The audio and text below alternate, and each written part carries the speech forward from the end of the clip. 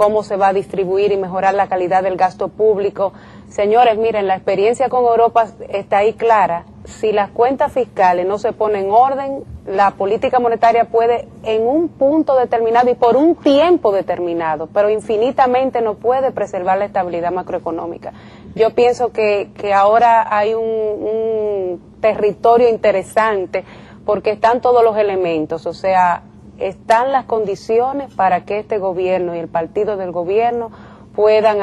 marcar un antes y un después en lo que es la historia económica de la República Dominicana. Luis. En el acuerdo con el Fondo Monetario está claro cuál debe ser el panorama en lo que concierne a la política fiscal. Se está hablando de que, se estaba consciente de que había un déficit en la primera parte del año, pero hay un compromiso de las autoridades en llegar a una situación de superávit en las finanzas públicas. Este es un punto para mí clave, para mí esencial de la economía dominicana, porque lo que está pasando en Europa, lo que mencionaba Rosana, es una crisis de la deuda externa, lo que está enfrentando la economía europea, que por cierto ha tenido impacto en los mercados internacionales, los mercados accionarios se han caído, y ha llegado tan lejos que ha provocado una reunión casi de emergencia del G2 de Estados Unidos y China para revisar el impacto que va a tener esta que es la tercera economía en términos mundial, o sea, estamos hablando de la economía norteamericana, de China y de la Unión Europea. Esto realmente es muy importante porque allí están metidos los países con un problema grandísimo, con unos déficits, con una situación de endeudamiento bastante importante. Y la deuda pública, ustedes saben por qué se genera la deuda pública, básicamente por el desequilibrio fiscal. Cuando el gobierno termina en una situación deficitaria, hay que buscar recursos, ya sea en el mercado interno o en el mercado internacional, para equilibrar las finanzas públicas.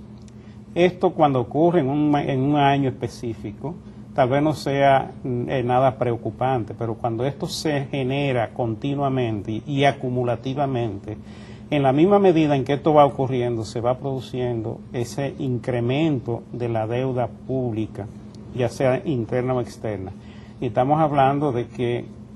ya lo que es el servicio de la deuda se está comiendo prácticamente el 40% o más de los ingresos que recibe el Estado. Esto quiere decir que solamente le queda el 60%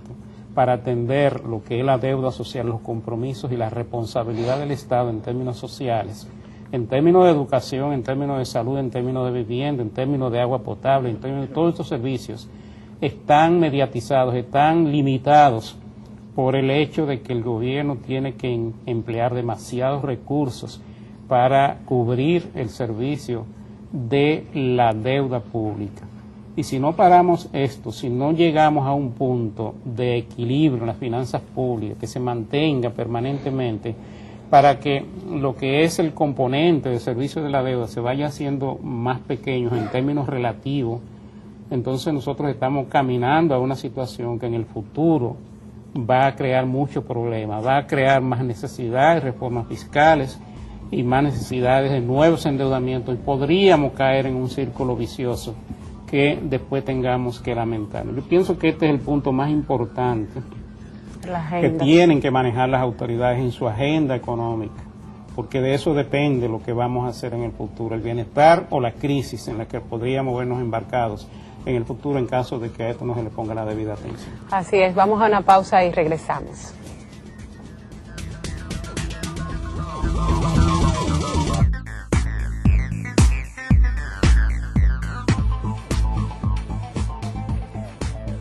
Bien, estamos de regreso con la agenda económica del día de hoy, abriendo la última semana completa del mes de mayo. Como lo dijo nuestro colega y amigo Luis, estamos entrando en esta fase decisiva de lo que es el desarrollo de política económica, no solamente en la República Dominicana, sino en todos los países que de una u otra forma han sido tocados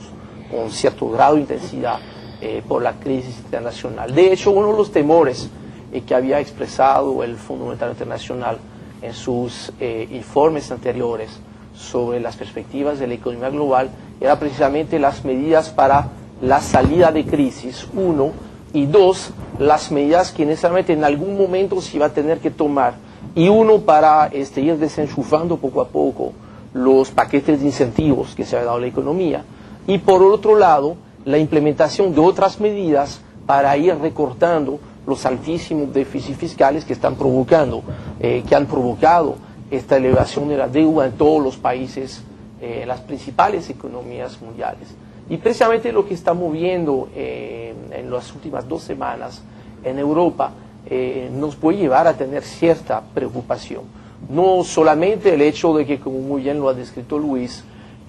sus desequilibrios se han traducido por una elevación considerable de la deuda que ha conducido en el caso específico de 2 países, Grecia, pero creo que también España, donde inclusive hemos visto durante el fin de semana una caja de ahorro bastante importante ha tenido que ser intervenida. Va a ser la primera de una larga serie. Se está hablando de que hay probablemente unas 30 cajas de ahorro que van a estar en la misma situación. Es que en algún momento ya los mercados están diciendo, pero si tú no tomas medidas muy drásticas, ya no te puedo seguir financiando, porque ya empezó a tener cierta preocupación en cuanto a tu capacidad de pagar la deuda que tú me debes. Entonces, eso es una situación ahora. Estamos viendo con cierta preocupación las medidas que se están tomando para poder subsanar a corto plazo, por lo menos para ganar tiempo en esta crisis. Básicamente, 2 medidas que van en la misma dirección, que es asfixiar el incipiente desarrollo económico que se estaba empezando a notar. De un lado, estamos asistiendo a una elevación de la carga fiscal en muchos de los países, como ya un punto generalizado, y típicamente se está tocando